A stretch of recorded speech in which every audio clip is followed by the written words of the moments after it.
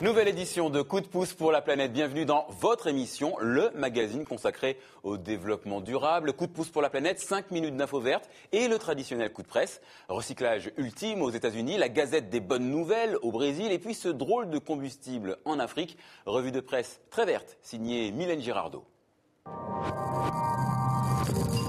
Et si les arachides pouvaient sauver la forêt? C'est le pari de Gambiens qui ont mis au point un combustible de cuisine à base d'épluchures de cacahuètes.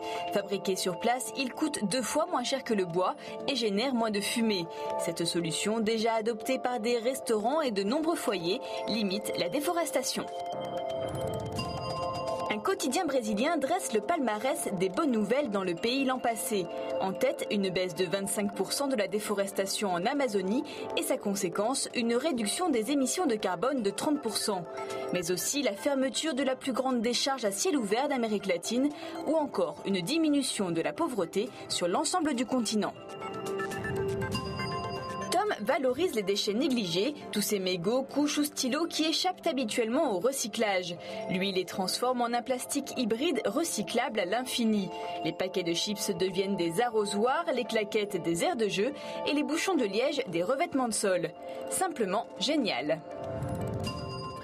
C'est un objet dont l'arrivée sonne le glas du gobelet en plastique. Coup de pouce cette semaine à Gobi. Gobi, c'est une gourde à usage urbain et c'est l'exemple même du produit entièrement éco-conçu. Découverte signée Mylène Girardot avec Martin Van Den Bosch.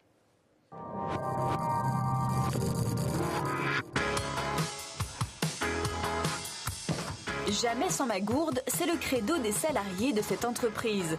Il y a 1 an, la direction a supprimé gobelets et bouteilles d'eau en plastique. Cette gourde fait désormais partie du kit d'accueil des nouveaux arrivants et le bilan est édifiant. Nous nous sommes aperçus que nous avions évité à peu près 1 tonne de déchets plastiques à raison de 100 collaborateurs utilisant le Gobi quotidiennement. Ça correspond également à une économie budgétaire de 6 200 €. Et un investissement rentabilisé en seulement 3 mois. Une gourde, rien de neuf sous le soleil a priori, sauf que celle-ci est entièrement éco-conçue, c'est-à-dire pensée dès l'origine pour minimiser son impact sur la santé et l'environnement, depuis la fabrication jusqu'au recyclage. Ça a diminué la taille du gobi pour qu'il y ait moins de matière, donc qu'il y ait moins d'impact au moment de la production, et qu'il y ait aussi moins d'impact en termes de transport. Mais il y avait aussi plus d'une centaine de critères, entre autres sanitaires et environnementaux, pour qu'il n'y ait pas de BPA, pas de phtalate, pas de perturbateurs endocriniens. La jeune société a fait appel à l'Agence française de l'environnement pour financer les recherches d'éco-conception, une aide qui permet des résultats concrets. Par rapport aux déchets, on assiste assez régulièrement à des diminutions de 10-15%, que ce soit sur le produit ou sur l'emballage, ce qui est très intéressant évidemment pour une entreprise. 10 à 15% de déchets qui ne sont pas générés, c'est autant qu'on n'aura pas à recycler.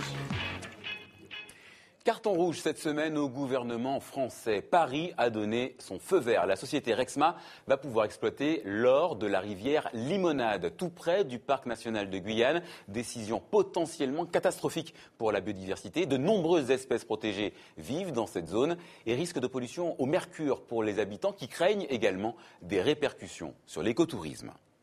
Jules Verne aurait adoré voir ça. L'auteur de 20 000 lieues sous les mers pouvait-il imaginer qu'on filmerait un jour un calamar géant, un calamar de cette taille? Les images ont été diffusées la semaine dernière par la télévision japonaise. Cet animal mythique a été filmé par 900 mètres de fond dans le Pacifique, taille estimée 8 mètres. Un document qui pourrait permettre d'en savoir un peu plus sur un animal qui reste un mystère pour les scientifiques.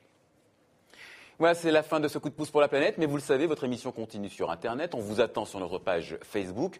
Continuez à vous mobiliser. À bientôt sur TV5 Monde et d'ici là, prenez soin de la planète. Elle le mérite.